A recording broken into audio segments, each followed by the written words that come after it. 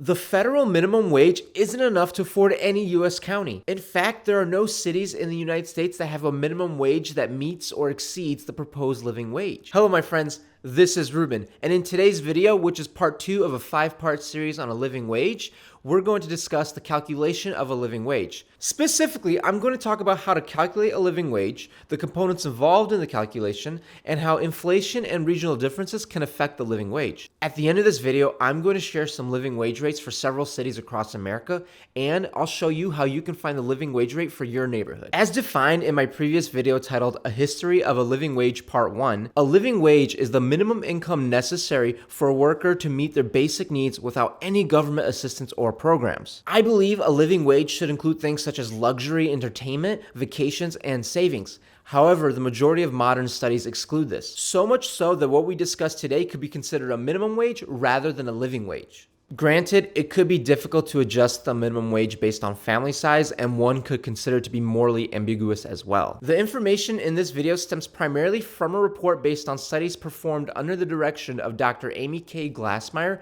at the Department of Urban Studies and Planning at MIT. There's a link for the report in the description below. Something to note, the report is a 2020 to 2021 fiscal year and is based on figures from 2019 and 2020. There has been notice of a new report coming out soon, however, I don't think it will dramatically change the contents of this video. I'm quite excited to see the new report, and I'll link it in the comments section below when it does come out. According to the report, a living wage is first calculated by determining the basic needs budget. The basic needs budget includes food, childcare, health, housing, transportation, other necessities, and civic engagement. From there, a living wage is calculated by the following formula.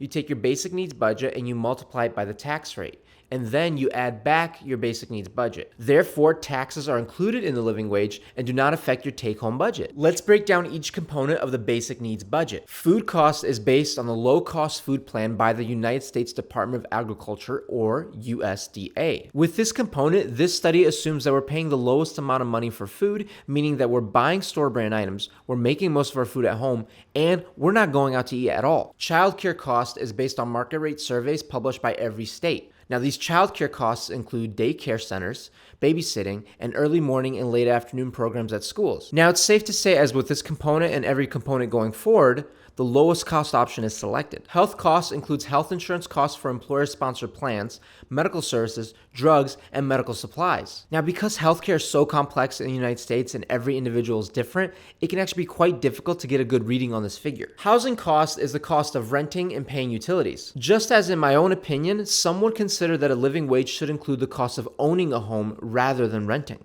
Now, this could cause some wily debate. Transportation costs includes public transportation, gas and routine maintenance, car insurance, and the cost of financing a car. Do note, though, that the cost of financing a car does not include the purchase of a new car, rather it includes the purchase of a used car. Other necessities includes items such as clothing, personal care items, housekeeping supplies, and now new to the study, broadband and cell phone services. Broadband services are based on the lowest option available, while cell phone service is based on a reasonably priced prepaid plan with financing for a lower-end smartphone. Now, the reason to include these items in the new study is because the technological landscape in the United States has changed. Now there are over 97% of Americans that own a smartphone. Essentially, it's stating that broadband and cell phone services should be considered a utility. Civic engagement is like all the fun stuff. Per this report, it's actually the cost of engaging in activities that enrich American lives. For me, this means things like having pets, buying books, buying toys for your kids, playing video games, going to the movies, getting a couple news subscriptions, and sharing a Netflix account with your family. Taxes are a must include in the living wage.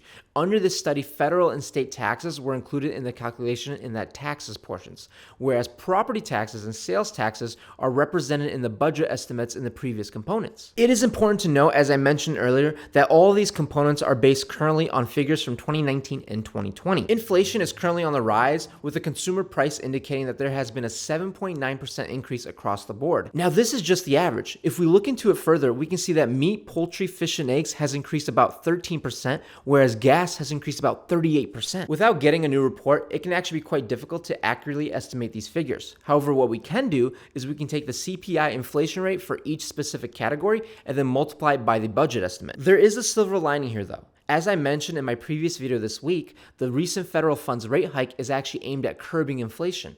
So hopefully by the end of this year, we can actually see inflation simmer down and costs go back to relatively normal. Something else to note is that these components are actually adjusted based on the region the individual lives in. For example, it is widely known that a studio apartment in Los Angeles is going to cost way more than a studio apartment in Wyoming, Michigan.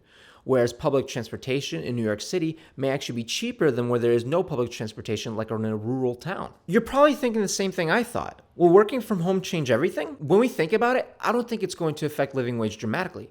This is because a lot of the jobs that need a living wage adjustment are actually jobs that cannot be done from home. In addition, while we did see an early migration from people from urban areas to suburban and rural areas, I think it's too soon to determine if the effect is permanent. Since we're on the topic of locations, let's look at some living wages. I've decided to post screenshots here of living wages based on if you're a single adult and you have 0, 1, 2, or 3 children, or if both you and your partner work and you have 0, 1, 2, or 3 children. Now, there is a separate column for one adult working in a family of 2 with 0, 1, 2, or 3 children. Let's start with the 5 largest cities based on population by the 2020 census.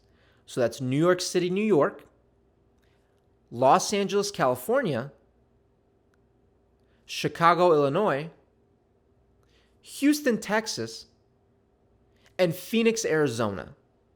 Then let's look at the 5 cities that were indicated the best city to live in. That's Boulder, Colorado, Raleigh, North Carolina, Huntsville, Alabama, Fayetteville, Arkansas, and Austin, Texas. As mentioned, these figures may change when the new report comes out, but this is definitely a good start.